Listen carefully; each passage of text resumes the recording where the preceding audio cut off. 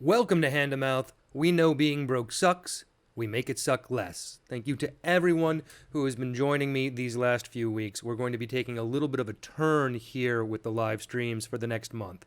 I'm going to be digging in really heavily on the content of the Hand to Mouth miniseries that so many of you funded, and I'm hoping that the community will help me fact check myself before I've locked scripts and started shooting.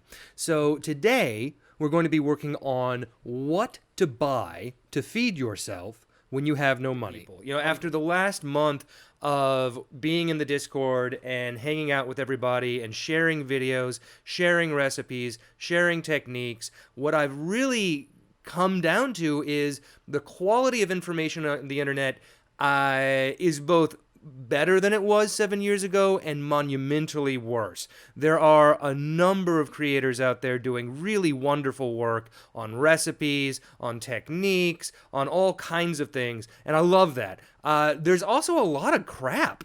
There's a lot of garbage. There's a lot of people just saying something so that they'll get shared or so that they'll be noticed or because it fits the SEO, and it has absolutely nothing to do with actually having a recommendation. There you go, little girl. You're a good girl. So I want to make sure that when we're making these videos, they're not just funny. I can handle making them funny, but that they are as accurate as we can come up with, so that what we're doing is the spoonful of sugar that helps the medicine go down, as opposed to just a giant cream puff full of cancer and petroleum products. So I'm hoping you'll help me today. We're going to be switching over here to the screen. I want to come up with essentially a couple of variations. I want to assume a few different levels of just how broke somebody is, starting with the most extreme and then moving up to, I was thinking as a cap, for people out there, let me know what you think. I was thinking as a cap, $50 a week. $50 a week is, there have been times where that's been a lot of money to me for food, and I think for a lot of people that's not very much money. That's $200 a month on food. However, that might be more than we want to do. So I also want to have a version that goes down to $5 a week, because there have been months like that. I'm sure that you've experienced it well, where you have $25 and 3 weeks to get through and you don't want to starve. So I'd like to kind of explore both strategies and how critical various items are, because at the end of the day, I think a big part of what I'm going to be trying to highlight in the episode is that it is not a one-off kind of thing. I don't know if any of you have had to appoint a kitchen from scratch recently, but if you don't have legacy products of cooking oils, spices, all those kinds of things that you just buy occasionally and use a little bit of once at a time, if you have to buy all that right up front, that can be hundreds of dollars, even if you're trying to eat cheap. And that feels like an illegitimate recommendation to a number of the people that may need the series that we're making. Now, obviously, if you're just trying to save money, maybe that doesn't matter, and that's fine. But I want the information to be useful for people that are actually in a sharp or dangerous situation. And to make that possible, I think we have to recognize starting very small with the possibility of building your pantry bank, as the Great Depression grandmas say, so that as time goes on, you have the ability to make more and more meals that are more and more varied. That's my hope. So let's just take a look here at chat, see what we've got going on. $50 a week is comfortable to live on, but affords no luxuries, so I think that's fair. Yeah, that's kind of what I'm thinking too. Oh, that a food bank tends to always have in stock. Okay, that is actually a really good point. I do not have a lot of experience with food banks, and I know that that varies from space to space, but I think that I will focus on American food banks for the show, because of the nature of the audience, and because right now America seems hell-bent on self-immolating itself and killing off its poor. So let's focus there.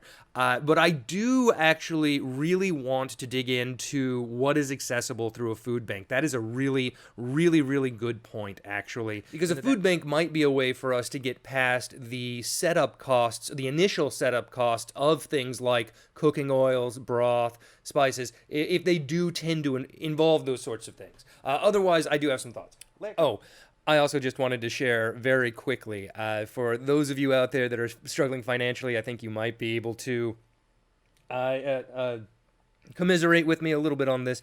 So just a little like lifestyle thing. My feet are filled with splinters these days because these floors in this house, I don't know if you can really tell, are all kinds of torn up and splintering and falling apart. There's a couple of soft spots in it. And so I have learned, actually, that funnily enough, for me, when I'm walking across a wooden floor that's kind of falling apart, if I'm wearing socks, I get more splinters than I do if I'm barefoot because the cloth of the sock catches the little shards of wood and just jams them right up into your foot.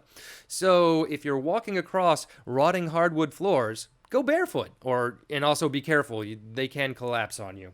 So, with no further preamble, what I'm going to go ahead and do is shift over to the document that I'm working on right now, where I'm trying to flesh out what I would recommend to somebody in terms of picking up first if they're trying to appoint a kitchen. So what I'm going to be doing for this new hand-to-mouth series is working on the assumption that, or at least the framing, that I'm talking to two groups.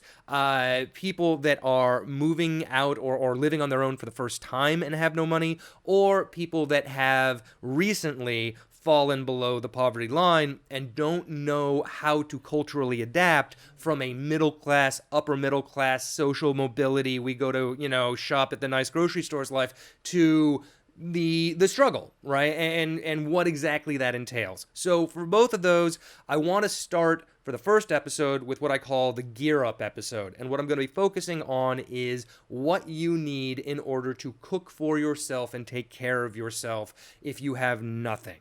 So we're going to be talking about a number of things. I don't think we'll cover all of it in today's meeting. I think we'll stick with food. But then next weekend we may talk gear, we may talk some other things. And obviously I would love to be chatting about all of this in the Discord with you, the community, throughout the week. I love how opinionated everybody is, and I love how much you have shared with me and taught me just in this last month. I really think that this series is going to be significantly different because I've been interacting with the community and learning from you what matters, what you do, how you approach things, and I've really enjoyed that.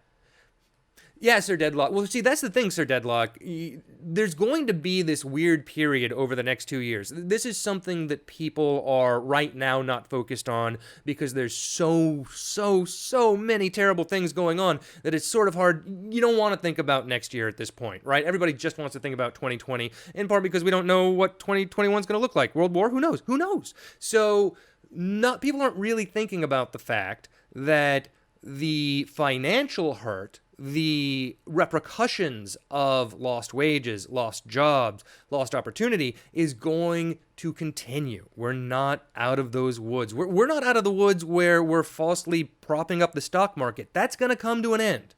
So I think there's going to be a lot of people eating canned soup for the first time, and I think that giving them some roadmap could actually be a really beneficial thing to do, and a fun way to tell some dirty jokes. All set up, so here we are. This is the document that I am going to be working off in terms of facts to use for the script. Now, to be very clear, I don't necessarily want to jam-pack it so full of fact that it becomes an encyclopedia, but I do want to make sure that what facts are offered, what recommendations are made, are things that the community thinks make sense, are things that we have really looked at and asked ourselves, if somebody is struggling, would this be the best method? I'm starting with oils. So obviously, if you're going to be cooking for yourself, one of the first things that you need to have is some sort of a fat to cook with.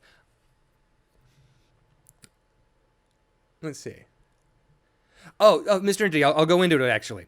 Hard to read documents when you have graphics over them. I'm just look at the top line, Mr. Entity. We're gonna go line by line, so I wouldn't worry about that too much.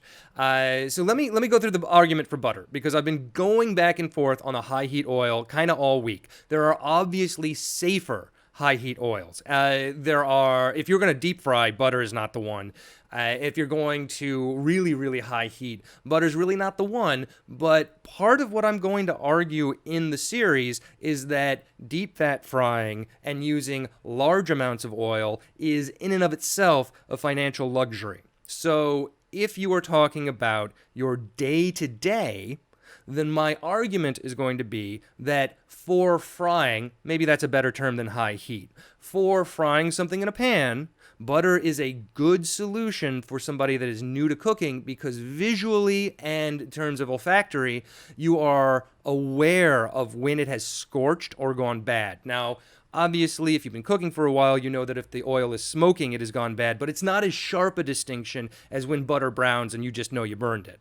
And I'm happy to look at that video, Mr. Entity, because this has been the thing I've been dealing with and going back and forth on all week, because canola oil for health and for affordability seems to be a really, really good oil to recommend, except that it goes rancid if it gets too high heat, and I don't want to recommend to somebody that they eat something that they aren't necessarily able to know if it is a healthy product. So please, if you've got now, so for the other oils, and I kind of thought about this, there is animal fat. Animal fat, as we did with the lard, if you do it yourself, relatively affordable. Otherwise, kind of expensive. Canola oil, very cheap. I said my concern with canola oil. Vegetable oil, my only personal problem with vegetable oil is that you are trusting a corporation to not use the worst of oils in that particular blend, and I don't. Corn, I've just read that canola is a healthier oil, and I'm working on the assumption that somebody can buy 1 or 2 fats and that's it. Obviously, corn oil is a fine oil. Butter/ghee, you can clarify butter into ghee, and then it is better at a higher heat. That's not necessarily the focus that I want to do, although it is a point. But yeah, Mr. Entity, please do show me the smoking oil, because this is one where it's fuzzy, right?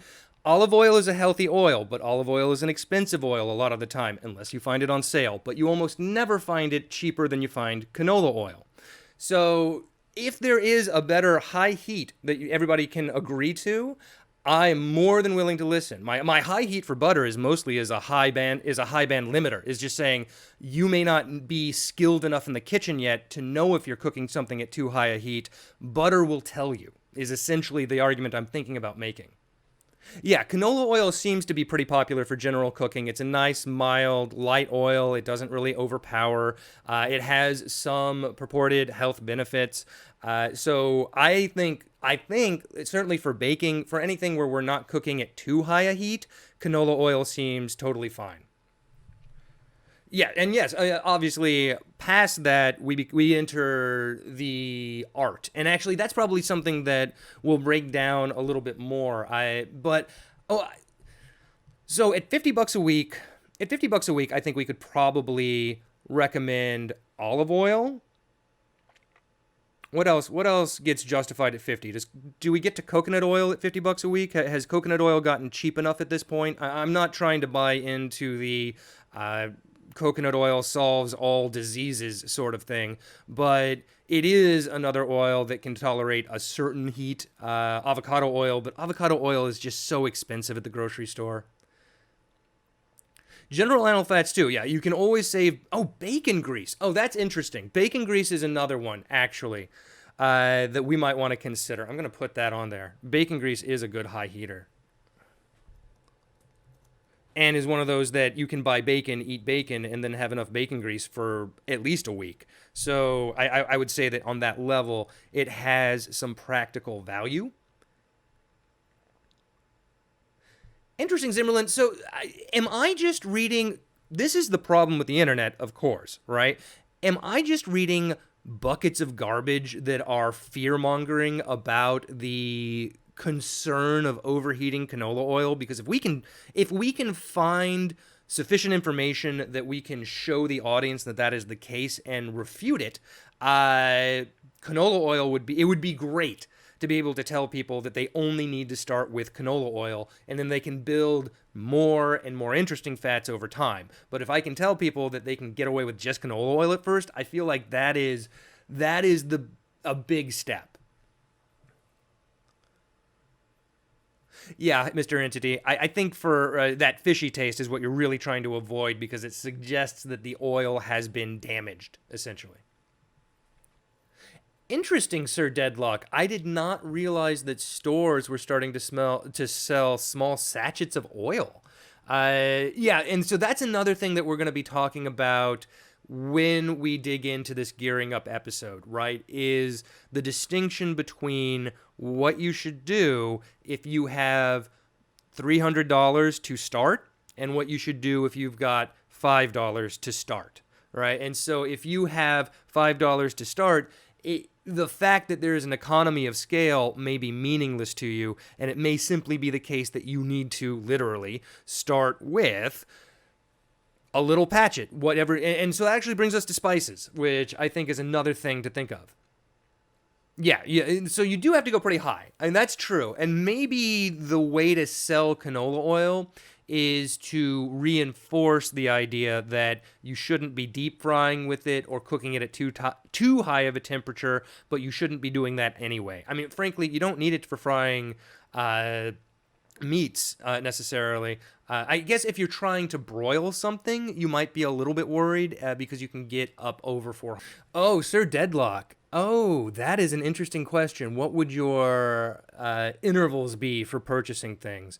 I like that. So I think it depends on the category. For oils, I usually buy oil once every 2 to 3 months. Now, oil can go rancid if you hold on to it for too long, so you don't want to have oil just sitting there for months and months and months and months, which is part of the reason that I don't buy too big of a jug. But a few months seems to be okay, and you definitely do achieve some savings that way.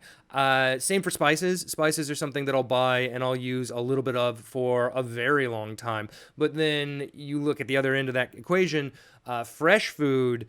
I would say you really want to purchase fresh foods weekly, but they should be limited and they should be targeted to the day. So you don't buy things in grocery stores on weekends because that's when they rip off the upper middle class people that only have time to shop on weekends. If you are willing to do it in a more painful hour on a weekday, there are often loss leaders and special sales that the grocery stores do to encourage people to come in midweek. And you can profit off of those for your fresh foods, some fruit, some vegetable, maybe a little bit of meat, depending.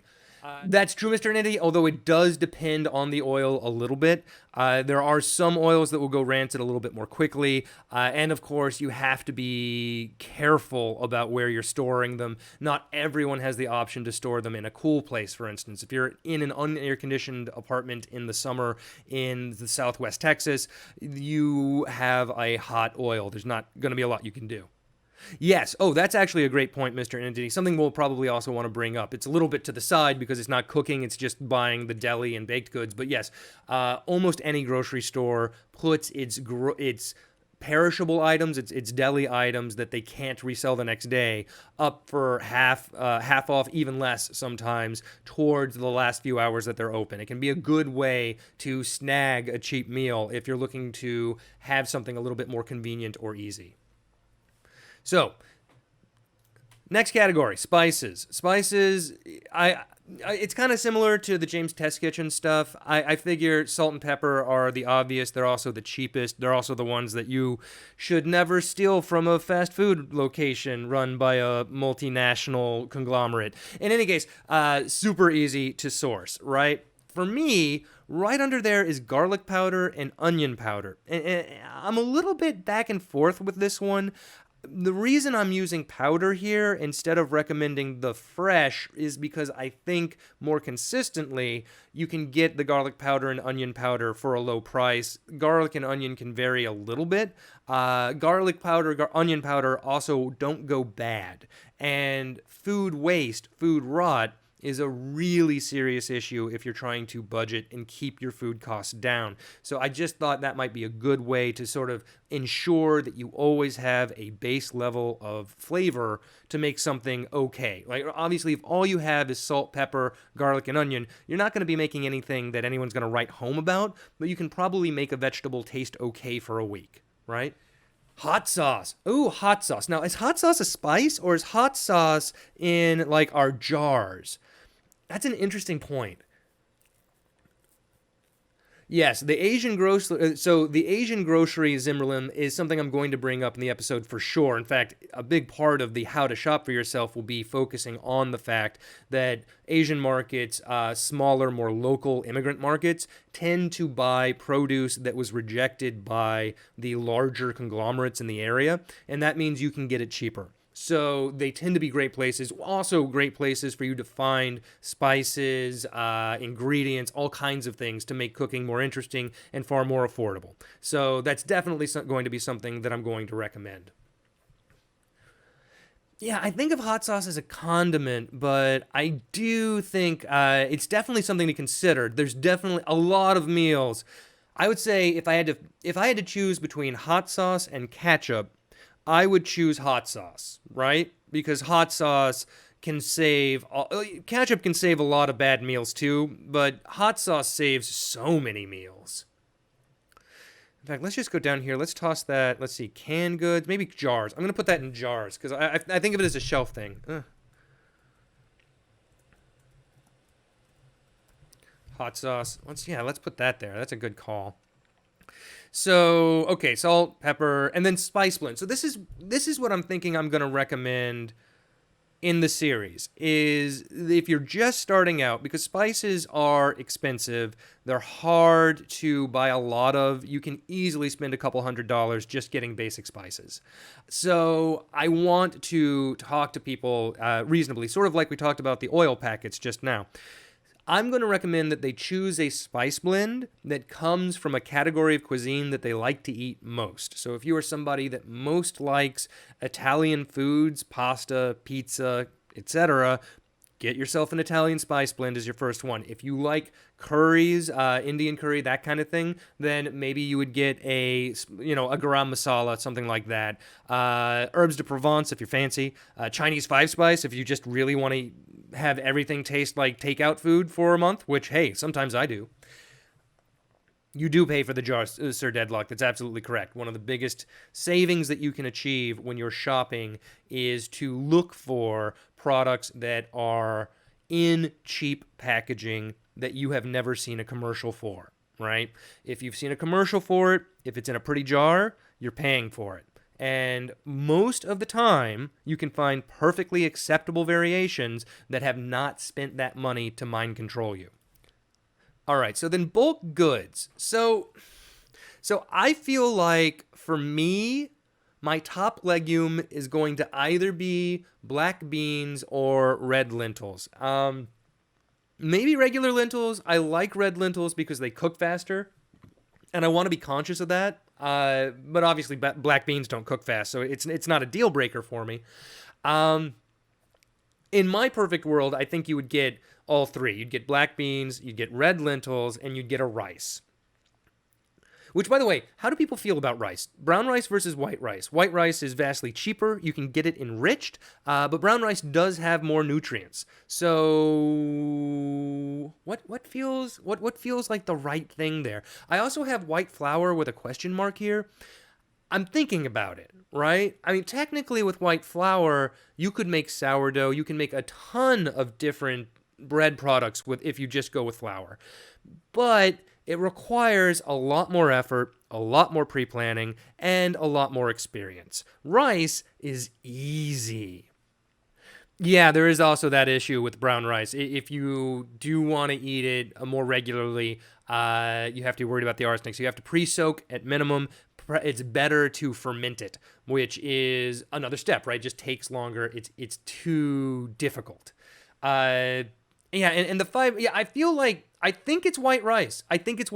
Even though brown rice has more nutrients and fiber and is often considered the superior food, I just feel like if you're really broke, there's a comfort level to white rice that's really kind of hard to come by. And in terms of just straight up calories to dollars, man, white rice is tough to beat. It also tends, if you get the enriched stuff, to have some iron, which can otherwise be a little tricky when you're eating broke.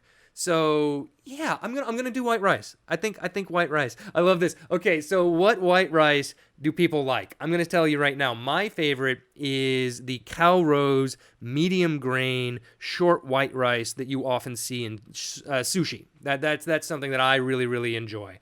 But I like a basmati. Hilo. Ugh, basmati. Ugh to basmati. I can see that you like jasmine. That's cool, but ugh. I'm not sure. I'm not sure I can go with that. Yeah, rice, that's the nice thing about rice. Rice is a complement to a very broad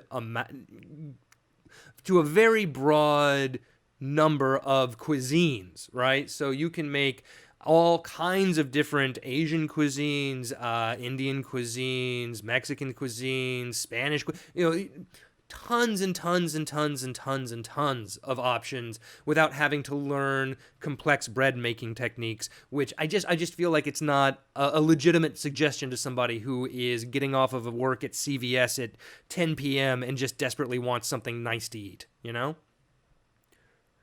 That's a fair point, Mr. Entity. I also, I say that I like that one the best. I also just buy whatever white rice is cheapest at the store most of the time, unless it literally looks like it was grown in radioactive soil or something. But for the most part, you can just get a 50-pound bag of white rice and you're good for a good long time. That's right, Sir Deadlock. You did mention that you like the basmati mixed with medium short grain. I haven't tried that, but I'd give it a try. It doesn't sound bad. That is fascinating, Hilo. I've never known somebody who had that strong of an opinion between variations of white rice, but hey, fair enough. Yes, that's absolutely the case, Sir Deadlog. If you go to a restaurant bookstore or an Asian market, they'll typically have a bag of white rice, like 50-pound bag for like $20. You can get it really, really, really cheap, and it becomes such an excellent way to stretch the more expensive ingredients in your larder. So, okay, you know what? You've convinced me. White rice. We're going to recommend white rice. And you know what? I don't apologize. That's actually really been my favorite grain, my favorite starch for the last couple months. As you guys know, I had some pretty major surgery on my digestive tract. And so I've been very conscious of taking it easy. And I've been eating white rice in part because of that. And I just, I feel better when I eat the white rice than when I eat super processed bread or bread products. Maybe that's psychosomatic. Maybe it's just because I'm eating healthier meals when I eat the white rice. But in any case, I like it better. And I feel good about recommending it. Okay, produce. Here's my trio, all right? I feel like I'm going to offer produce as like, this is my mirepoix, my holy trinity. Carrots, potato, cabbage. Come at me. Come at me. Am I forgetting something? What do you think? Fresh produce now. This is fresh produce. I don't have any fruit on it yet because I'm not sure which fruit to pick. And there's bananas, there's apples, there's oranges. I know it kind of seems to depend a little bit on where you are. So Sir Deadlock, right now I have onion covered under onion powder. I feel like here, that's definitely, let's say like right here, I would definitely be putting onion, garlic, maybe a kale or a collard or dense green, oranges, apples, and banana. But I can't, again, right there, that if we buy all of those, we've spent $15 over $20, right? So it's the kind of thing where, yeah. Big bag of apples or bananas tends to be the cheapest. I think that's right. Leek and all those greens are expensive. Yeah, exactly, Mr. Entity. That's why, as much as I like them, I feel like I shouldn't offer them as the primary solution or the first solution. So I do, though. You know what? I'm going to put apples up here because I feel like, well, no, but apples don't give you vitamin C. We do have to think about scurvy here. We're suggesting that somebody can live off of this for an extended period of time. So I don't want to offer a diet that I know is lacking some very obvious nutrient. So, that, Hilo, actually, that's a good point. Whatever is on sale. Seasonal. I actually think that's the answer, Hilo. I think that's the answer. But I'm actually going to put apples there too because they do make a good ingredient, and they are like, if you're looking for like a dessert feel and you don't want to have to actually buy desserts, apples can create a number of very yummy sweet dishes just through their sugars if you're really up against a wall. Yeah, exactly, Mr. Entity. And if I'm honest with myself, when I go shop at the grocery store, I don't have a lot of the times I don't have a pre-planned list as much as I'm going on a Tuesday or Wednesday morning and looking to see what they decided was cheap that week, and that's what I'm eating. So yeah, it tends to be a lot of apples and bananas, but sometimes you hit a pear or a plum or a nectarine that they're all about to go rotten, so they shove it at you. Yeah, broccoli actually. Oh, spinach does. Yeah. Spinach. Spinach is on my list. It's just not in the fresh produce for me. Actually, I've got it over here. But I might. And broccoli, I just find it ends up being expensive, and then it goes bad. It goes. It's one of those where if I buy it fresh and I don't use it quick, it kind of gets wrinkly and sad before I do, and I just see that happening to somebody. Cooked cabbage has the vitamin C, Mr. Entity. Mr. Entity, that's a breakthrough right there. I love that. Yes. No, I love baby spinach leaves too, Hilo. They're just more expensive. If in general, and this is something I'm going to say in the episode, once you're doing this, there's no reason to stop doing this when you have more money. The whole goal of this, primarily, is to make you more in touch with what you eat and how you take care of yourself and to save some money in the process. And as you have more money, the only thing that really needs to change is the quality and variety of ingredients you have available to you. And if you have spent time learning the techniques on these basic inexpensive ingredients, when you come to a more expensive ingredient, there's a good chance that you won't just ruin it because you have some understanding of how to caramelize a vegetable in an oven, etc., etc. So, frozen. Oh, yeah. As much capacity as you have to freeze things, it actually can be a really excellent strategy for saving money. There are a lot of produce items out there that just go bad a little bit more quickly than you'd care for if you lose track of time, if you end up in a situation where you're pulling a lot of double shifts and you don't have time to cook things quite as much for just a week. Suddenly, you just wasted $10 on all that spinach or what have you. So having some frozen vegetables as sort of a foundational inventory can really help with that. And my frozen vegetable is spinach because, as we've noted in chat, pound for pound, in terms of nutritional value, it's really hard to beat spinach, and it's delicious. It takes on a lot of different flavors. It's very, very flexible. It's found in a lot of different cuisines. I just think if you've got one frozen vegetable, it's got to be spinach. And if you got two, I love a pea, and it doesn't get hurt by the frozen process. Some produce can be reduced by freezing. Not a lot. In fact, a lot of produce is actually improved by freezing because they freeze it right when it's at the right point and they don't try to keep it in some sort of weird artificial stasis until it gets to the grocery store. So you can actually get something that's technically fresher sometimes. But there are some vegetables where you might want to avoid it. One of those are cruciferous vegetables, so Brussels sprouts, cauliflower, and broccoli. Specifically, there are two chemicals in cruciferous vegetables that, when combined, form sulforaphanes, which is one of the really beneficial chemicals that you can get out of cruciferous vegetables that you really don't find elsewhere. But one of those two enzymes is denatured by heat. And frozen vegetables are pasteurized, meaning they are flash steamed just a bit before they are frozen. For a number of reasons, probably mostly so that people don't get sick when they use them on the other end. But it means that that enzyme is gone. And so you end up with a broccoli that or cauliflower, Brussels sprout, that just doesn't have quite the nutritional punch that the fresh does, unless you add mustard seed, which has that enzyme, in which case it'll just make it on the back end and you got your sulforaphanes. So something to keep in mind. Yeah, canned is okay. I'll do canned for peas because I don't mind a mushy pea. I'll do canned for corn, no problem at all. I'll actually do a canned spinach. I don't have a problem with canned spinach. I just think frozen's a little bit better and it's a little bit more flexible. Canned spinach is almost always very soggy. The only thing I really do with it is open it, maybe heat it a little bit, and mix it with vinegar, and then I just eat it. Hey, said the jerk, thanks for hosting me. And welcome to the stream. You can play the Popeye theme with canned spinach. And I ate Popeye's canned spinach when I was a kid. That was my jam. My mother, let's see, what did we have? We would have canned spinach, canned corn, and in the serving for both of those was to open the can and put a spoon in it. And I think those were like the two big ones. And peas, we do peas. Let's move to our next contender here. That's canned goods. So my canned goods that I'm recommending: coconut milk, tomatoes, sardines. If there's anything that you folks think I'm missing, I hear you. I mean, you can always do corn, but I just don't know that there's that much in the way of nutritional value to corn. You can do peas, but they're not going to be as good as frozen peas. You can do spinach, but they're not going to be as good as frozen spinach.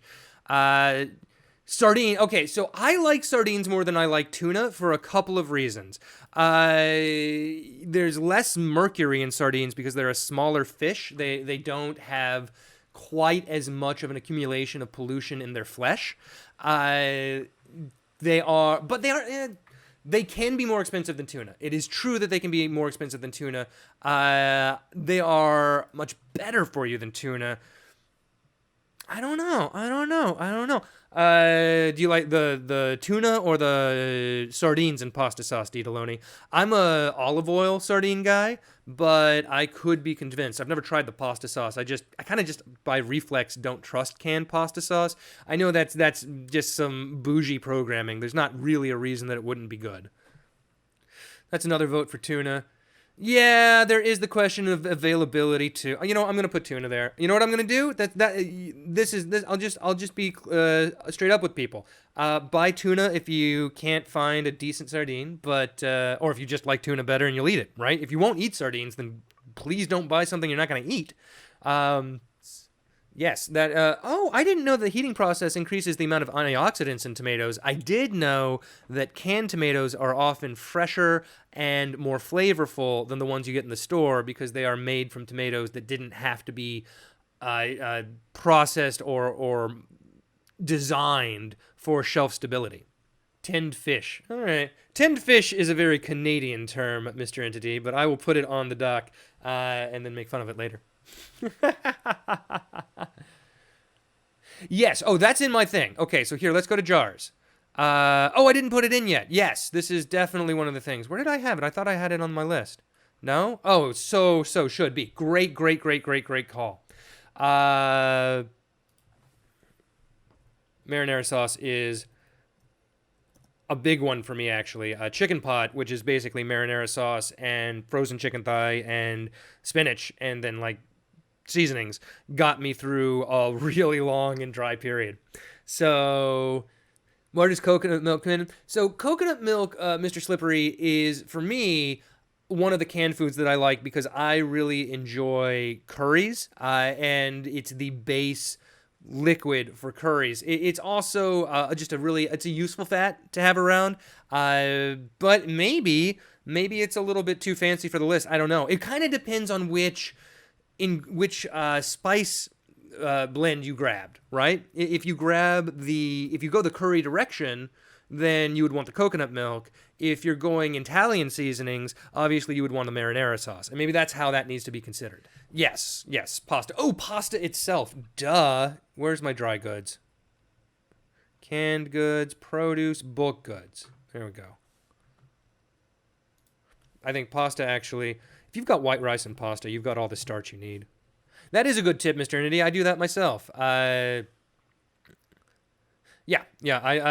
Zach and I, when we were making lots of Thai curry in Thai Town, picked up that particular strategy. So what you do is you buy the full-fat coconut milk, but you don't shake it. You open it, and you scoop out the coconut cream at the top, and you use that to cook in, and then you pour in the rest of the milk toward the end, which does work very nicely and actually lets that fat really pick up a lot of the flavor. You almost use it in lieu of other cooking fats, or you can get away with that, which is a cool little trick. Yes, Sir Didlock, coconut milk is definitely something that you buy on sale and that you keep in mind that you don't buy it in just any store. Coconut milk is a huge variable. So just where I am, if I go to an Asian market, or funnily enough, Whole Foods, and I know that seems Whole Foods has nothing to do with hand to mouth, but weirdly enough, maybe since Amazon bought them, I don't know, but coconut milk, $1 a can. Buck a can. I can't find it for cheaper anywhere else. I can't justify that. I don't understand that, but it happens to be the case. Meanwhile, if I go to my local grocery store around here, I'm spending $3-4 a can. So coconut milk is definitely one of those things that if you decide to go that route, if you want to eat more curries, which is a really good strategy for stretching food, you do have to be careful about where you buy it. Okay, marinara sauce. So what do we think about peanut butter? Do we need peanut butter? This is what I'm going back and forth on. If we're not recommending bread, then maybe we don't need peanut butter. Peanut butter is just one of those things to me that's like an easy, take a scoop of it, add it to a dish. It doesn't go bad. It sits forever. And if you just need some fat and protein, it's not too difficult. But that being said, you could say that about a lot of different products that I don't have on this list right now. Yeah, me too. Peanut butter for me is mostly a sandwich. It's occasionally put in a condiment or a dish if I'm going a more Thai direction, but 9 times out of 10, I'm eating it either straight up or on a sandwich. Oh, peanut butter is a food bank item. That's a good call, Sir Deadlock. Hilo, are you do you have peanut sensitivities? Because yes, you there are some people for whom it is straight up poison. Oh, I'm going to put hot sauce and condiments. I feel like that's a condiment. So I have vinegar here. I like apple cider vinegar, but it is more expensive than straight up white. And for 8 out of 10, 9 out of 10 purposes, I think the white vinegar is fine. So I think that should be okay. No, Mr. Sibley. Well, we're not recommending it at the top level. So what I was kind of talking about at the top is I'm going to be making recommendations in the episode for people who have $50 a week and $5 a week. So at $50 a week, I think that we can probably just have a thing where we say, also buy what you like, right?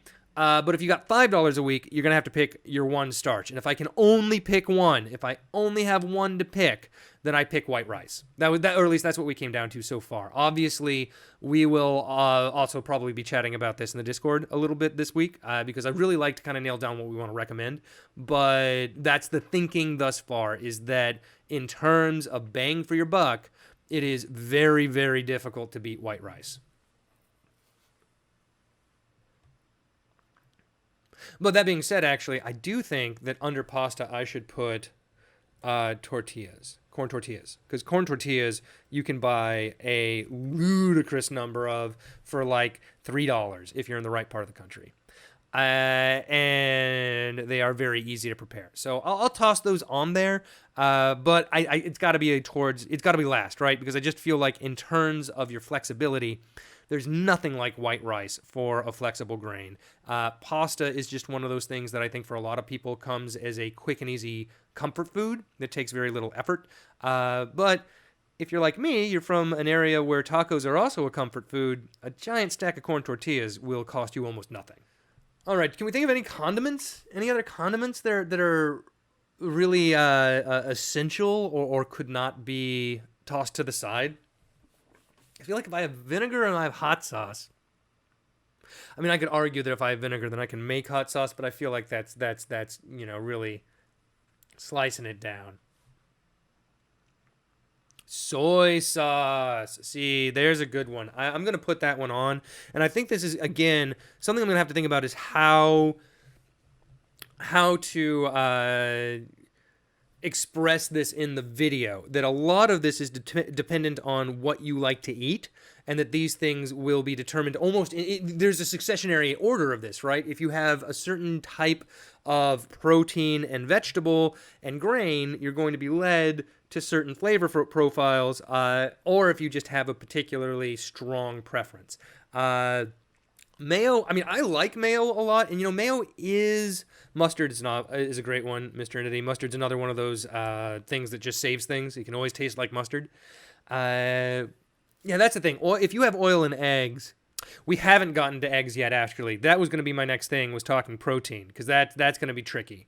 I'm going to put mustard up there, and I'm going to toss mayo for now because I'm not going to disqualify something because we can make it. If it's something that you would do in bulk. But I do think I think that's the right order though, because you could make your own mayo, or do something with like an oil application to get kind of close. Most of these others would be trickier, or would be more necessary to buy upfront. Okay, so let's do proteins now, because that's kind of our last big category, and it's one that I want to chat about. So my big thing. Yeah, homemade mayo doesn't last as long because it doesn't have the shelf-stable stuff. So for proteins, I think it's eggs. I think if you're real broke, it's eggs. Eggs have the complete protein, the B vitamins that you need, all that kind of junk, right? And there's cholesterol in them, but if you're not eating any other protein, meaning no meat, then that's a little bit less of a concern. Tofu. I could buy tofu. I think with tofu, there's nothing wrong with tofu. I love tofu. I don't think it could be the only protein source unless we advise people to take a B vitamin, right? That's the only big deficiency that you get if you go straight vegetarian is the B vitamin, right? It's low in protein, Zimmerlin, but it's high enough that it can count as the protein in a meal, right? I think that's got to be the biggest thing. I mean, really, honestly, I'm very tempted in the episode to make the point that as much as meat is delicious, and we know I think meat is delicious. I think I had a whole conversation yesterday about how I preferred the beef fat cut of the brisket. But if you're broke, meat is a luxury. Meat is expensive, and yeah, whatever is on sale as always. But if you're going meat, you're either getting whatever's on sale, which is always the right way to go, or if you're going for the cheapest meat, you're often not going for very good quality meat or highly processed meat, both of which have some serious drawbacks and are still often not as affordable as relying more on plant-based protein and eggs, right? Nuts are good, but nuts are pricey once you go past certain ones. Mushrooms are good. Mushrooms are kind of pricey where I am, Mr. Entity. I think that might be a distinction. Now, bacon, okay, bacon, so you get the grease. That's true. Bacon is one that leaves you with savings. I like a savings. Peanuts, yeah, are cheapest. Walnuts and almonds. Peanuts, I guess, peanuts aren't bad, but they're not amazing. Tinned mushrooms, I have not tried. Yes. So we're definitely recommending lentils and black beans up top. I would say for proteins, this is going to be an area in the episode where I'm going to make a very firm point that you don't have to eat meat, because if you're really trying not to spend money, man, it is hard to beat beans and rice for a complete protein. If you can do that and get your B vitamins from like an egg on top, then I mean, what else do you need? So are peanuts? Where do peanuts lay at this point in terms of health? You read so many different things about, especially legumes, but peanuts in specific, having pretty high amounts of pesticide, and having some undesirable elements, but at the same time, it is almost impossible to find a cheaper nut. And peanut butter is legitimately great. So yes, that is absolutely true, Mr. Entity. The biggest thing with nuts is that people eat a whole lot of them. In general, I think, at least for American culture, I don't know how it is with Canadian culture, but there is way too much of an emphasis on protein over other nutrients, essentially. Really, Zimmerlim, peanuts have the same amount of protein as beef per gram. That is a cool little factoid. Okay, I feel like that's gotta put peanuts in the list, even if they have some other drawback. You just don't eat them every damn day. Okay, so I like this. I buy this. I think whatever on sale, if you are somebody that needs meat in order to feel like you've had a real meal, and look, I've been there. I'm there many days. Then the real answer is, what did they have on sale? Exotic cuts, right? Get good at cooking pig nose. You'll never starve. That is wild. Okay, what else is there anything else on this list? So look how long this list is, right? This is way too much for the $5. I think that almost all of this, so long as you make the argument about doing it progressively over the weeks, is kind of fine at the $50 level. But if we're doing 5, I think, here, I'm going to highlight. Let's just go through and highlight. So if I'm doing 5, I think I'm only recommending canola. If we can figure out that canola is mostly relatively fine to consume and encourage people to be wise about not overheating, I think if you had to pick just one oil, you can get a giant tub of canola for not too much money that'll last you a good long time. So let's see here. Where's that in mind? No, go away. I don't need to see the... You like my Wookiee? All right. So let's just go ahead. We're going to make these. We'll make it red alert. Red alert are the items that we would suggest to somebody who is all the way up against the wall. So spices, I'm sticking with salt and pepper, right? I mean, anything past salt and pepper will make things taste astronomically better, but it is not necessarily required. And of all of these, salt and pepper is the only thing that I can think of that you might be able to obtain for straight up free. So I think for spices, it's got to be there. Bulk goods. Okay. So here I'm torn. Because Ditaloni pointed out, if you just got to make it through 3 days, a bag of pasta and a jar of sauce will do that job. It won't do it great, but it'll do the job. However, unarguably, you're better off with the black beans and white rice, right? You're better off with the black beans and white rice. Okay, yeah, Mr. Entity. I think it's got to be the rice and beans, black beans, white rice. The rest of these, variation and is very important and good for your mental health. But we're assuming that all of those horses have already left the barn, and now we're just trying to hang on as the barn burns. So, black beans, white rice. Yeah, exactly. Now, the nice thing is they leave salt, pepper, and ketchup out just where anybody can take them. Yeah, exactly. Yeah, if you've got rice and beans, you don't have to buy a protein. You still need something for B12.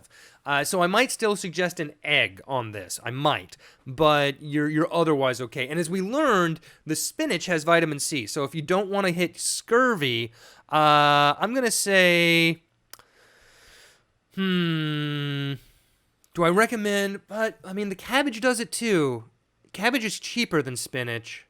I don't think cabbage has quite as many nutrients as spinach, but it definitely has a fair number.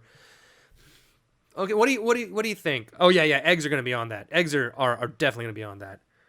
You think though? You think cabbage, Mr. Entity, better than spinach? I think you might be right. Spinach is really, really good and something that I definitely want to push. And if you got $50 a week, you should do it. But yeah, cabbage. I think it's cabbage. Turnip's another good one. I just don't think it's an everyday one for most people, or is quite as versatile, right? Oh, you know what? Actually, let's put the potatoes there too, because that's another one that can be gotten for cents on the dollar. Yeah, cabbage doesn't rot. It's one of the few fresh vegetables you can get that doesn't just go bad. You can also make it into coleslaw and eat off that for a week. It's one of those that you can pre-prep. So I think that's a really good call, actually. All right, the rest of these I'm just going to skip. Obviously, they're all great. I would want them for the $50 level, but if we're at 5, all of these are very, very negotiable. So what do we have right now? We have black beans, white rice, salt, pepper, canola oil, potato, cabbage. Here's a question. Potatoes or carrots? If you have to pick between those two for the recommendation, would you go carrot or potato? I'm not sure what the nutritional argument is between the two. They certainly both have excellent things. I think carrots are a little bit lower in calorie, but they have the benefit of being orange, and it is difficult at this level to have different colors in your food, and that can actually have a big impact. Okay, I'm gonna say that I've been sold on potato. Obviously, potato and cabbage. You've got potato and cabbage, and anything. Man, okay, no. Here's a question.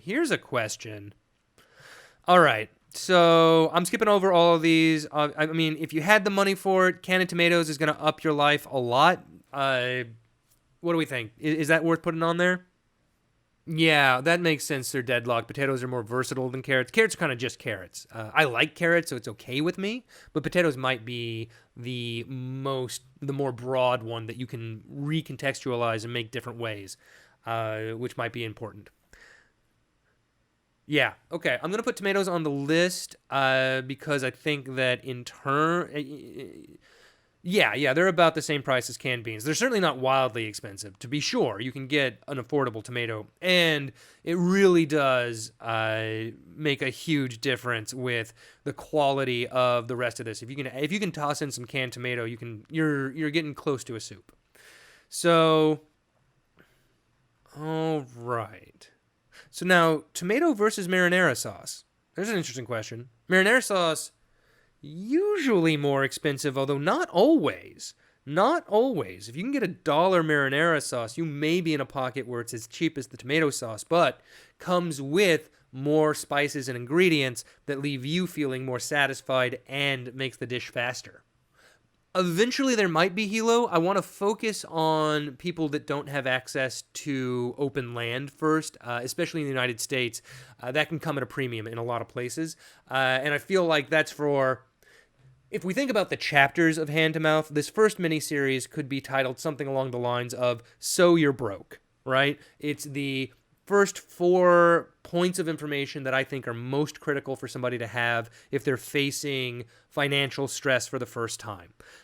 What are we going to do after those 4? What are we going to do next spring or moving forward to sort of build upon this ethos and this way of approaching the world? I'm not sure. And it may take the form of an increasingly anti-consumerist bent, in which case growing your own food would be a great thing to cover. Or maybe by then it will all be a smoking crater hellscape and it just won't be a relevant conversation. There's no way to know. There is stuff you can grow on your balcony if you have one, and there's stuff you can grow in a window if you have one, but mostly it's like herbs. It's little things. That is fun. That might actually be just a fun supplemental thing to do. I'm going to write that down because I want to remember it. Let's see. Regrowables. Lettuce. Green onion. Herbs. You can always do herbs. Just so people can see what I'm doing here. Just tossing these in. Obviously not at the $5 level, but it is fair to point out. And then obviously potatoes. Now between potatoes and yams, actually, we didn't talk about yams. How do we feel about that? I think white potatoes are cheaper. I think they are. That is fair. Although, Mr. Slippery, there is another point to consider with the marinara jar, and that is that you end up with a free storage container or drinking vessel, which you do not get from the can. But you're more locked in. I'm going to put them both in. I think the way to cover it is basically how comfortable are you? Marinara sauce, for me, is one that I keep in my pantry because there are some days where I just don't want to think, and it's an easy way to get something made. But I also have canned tomatoes in my pantry because 9 times out of 10, if you go and use actual canned tomatoes and make something yourself, it's going to be better. So oatmeal wasn't mentioned. Oatmeal wasn't mentioned because we landed on white rice, although maybe it needs to be put back in the bulk goods. Definitely needs to be there with pasta. Come on. Oh, man, oatmeal. Oatmeal. Yeah, oatmeal is just oats. Yes, that is correct. I'll put just oats in this trinity. But I don't know. Do oats and beans form a complete protein? That may be a decider for me on it. I don't know the answer to that. I've never looked that up. If anybody in chat, if you don't mind Googling really quickly, I'd love to know if beans and oats would serve the same nutritional purpose. We've not covered cheese because cheese, I feel, is off into luxury. I think. I can be argued with on this, right? I have not put dairy on this because I think of dairy as being non-essential. But it could be argued for. I think you could certainly argue for it in proteins, right? You could toss that maybe before tofu. You at least get like some nice calcium out of it. But if all I've got is $5 out of this list, I'm doing eggs. All oats. Wait, oats have more protein than beans? Really? Really? This may upset the whole apple cart. Well, because you don't have to eat the two separate types of protein at the same time. So if like oats and rice give us a complete protein, that's very interesting. That's very, very interesting. Okay, I'm gonna make a note of that. I want to really dig into that. If oats are better than beans, I'm gonna move those up. Because I mean, oatmeal is actually oats are very versatile. You can do a lot with them, and all you need is oat water and salt. You can get really far. All right, this is going to be something we're going to talk about on the Discord. If you're looking at the VOD on YouTube, please let me know what you think about this between oats, black beans, white rice. What combination makes the most sense? Yeah, oats are not a bad food. You know, they're also a pretty good source of iron. They're a great source of dietary fiber. Yeah, they're really good at lowering bad cholesterol. I'm a big proponent of oatmeal. I try to eat it every morning these days. So I'm not, in no way am I disparaging oats on any level. They also, as I'm going to show actually in the podcast that I did with Michael Peter, we made a veggie muffin he makes for his kids that are just ground up oats, spinach, eggs, and blueberries, I think. Yeah, this is where it's going to get tricky, is that oats have more protein, which is great, but we need to make sure that the protein profile satisfies the spectrum, because that's where this gets tricky. Now, of course, if somebody eats an egg, then we're fine, right? So there are ways around this, but it's good for us to know that we're recommending the best thing. What can you cook with oats? Oh, so many things. I love oats. So first and foremost, there is oatmeal. Oatmeal can either be made hot, or you can do the method where you soak your oats overnight in yogurt or milk, or a fruit or vegetable milk of your choice, along with dried fruits and nuts and other kinds of things. It can also just be a very simple oatmeal, sugar. But it's also kind of great for risotto. You can use it with just a little bit of cheese or a flavorful broth or bouillon. And then any vegetables, any meats, any leftover bits, you can really make into a really satisfying dish of savory oats, which I love. They're also a really great thickener. I've used them. I actually showed this in the Discord a couple weeks ago. I made a Southwest chicken dip out of the last third of a leftover rotisserie chicken, some black beans, and oatmeal, because the oatmeal gave it a nice, smooth, creamy consistency. Oh, Green Lupin, thank you so much for the subscribe. Hi, how are you, Sean? Thank you so much for posting the food in the Discord as well. Sean posted some really delicious-looking stuff this week, including... You didn't make the ice cream, did you, Sean? Did you make the ice cream? You showed me the ice cream, and then there was that, was steak with fried onions on top, which is like, how could you ever not want that? So after that, Mr. Slippery, for oats, they're also a really effective baking ingredient. You can make cookies, you can make, it just really, the list goes on. It's a really effective thickener as well as an entree in and of itself. Man, I kind of think what I'm going to need to do for this section is almost have like, not an animation because I don't have money, but like my version of an animation where I kind of highlight words a little bit, where I kind of just go through and say, what do you want to eat for a month? Because that's going to have to decide it. Are you a black beans and white rice person? Cool. Are you an oatmeal person? Cool. Because really, any one of these would be an okay selection. I think it does come down to personal taste a little bit, so long as we know that we're offering a complete protein. Oats and rice have the same essential... Okay, so in theory then, like oats and beans would give you a complete protein. What else gives you a complete protein other than beans if you pair it with rice? I'll do a little Google food too. I want to be sure about this one because I feel safe recommending beans and rice. I'm a little worried about recommending oats and beans, mostly because I'm not sure how to make it palatable. We may have to figure that one out.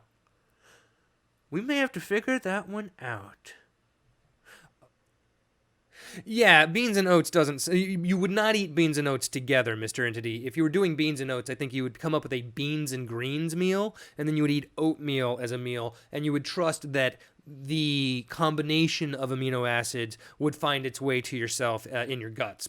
So far as I have read, they do not believe you have to eat them in conjunction, so long as you have them within kind of the same day. I do pretend the oats are barley, Sir Deadlock. I do that a lot, actually. And pretty good. I like oats. That was a big one. I was overlooking that. I eat that every day, and I was overlooking it. Thank you very much for everybody for joining me for this, by the way. I mean, this is kind of doing my homework for me. But I really do appreciate the input. It makes a big difference, and I want to make sure that I'm giving good information. So I think this makes sense. We're going to need to look and just see... I just want to make sure that I understand the interplay between oats, black beans, lentils, and rice. So I'll make sure of that. But past that, if oats just have that much more protein and are that good for you, then I think you have to consider it. Oh, post that up, Mr. Entity. I would love to use that. A good nutrition comparison site will probably come in useful more than once as we go through these. Because this is just shopping. Tomorrow, next week, we're going to be talking about gear and where to buy and what we think is the essential list for gear. But then after that, we're going to be talking about what recipes to cover in the cooking episode of the miniseries. So I'm going to do, I know 3. I'm working on the 4th one. I have a couple ideas, but the first 3 I'm planning on, the first one's going to be gearing up. So how to appoint a kitchen and obtain the tools necessary to be able to cook for yourself. The second episode will be how to cook, which will be covering a couple basic recipes, and then more leftover theory, kind of what we've been working on in these various episodes, where you try to find ways to reuse things and have more than one use for things that you purchase. And then the third is actually going to be about mental health, because I think that's one's really important for people that are struggling financially. It is simply the case that you are experiencing more cortisol and more stress than other people, and I think that's something that gets skimmed over with everything else a lot of the time. So much of this just gets focused simply on not spending money, and I think a lot of it loses the point that you are under an unfair amount of stress because of a system you didn't build, and you need to find a way to take care of yourself. I'm okay with cornmeal and starch, Sir Deadlock. I just think nutritionally it's sort of void. So if I can get something like an oat in there that has a lot of protein and nutrients, I'm happier. Corn is by no means always bad, but to get everything out of it, you have to soak it in lye, and that's a big step for a lot of people. It's actually why the Italians refer to polenta as fool's gold, because people could eat tons of it and still die of malnutrition. Yeah, farina's not super cheap. There's a ton of grains out there. And again, that's the kind of thing that we can make the point of. Like barley is a great grain. It's a delicious grain. It's just a little more pricey. Farro is a delicious grain. I love farro. Wild rice is incredible. There are a lot of really, really good grains out there that have been sort of overlooked. And I do think they are things for us to talk about. But if you're just starting up, I don't think it's your first choice.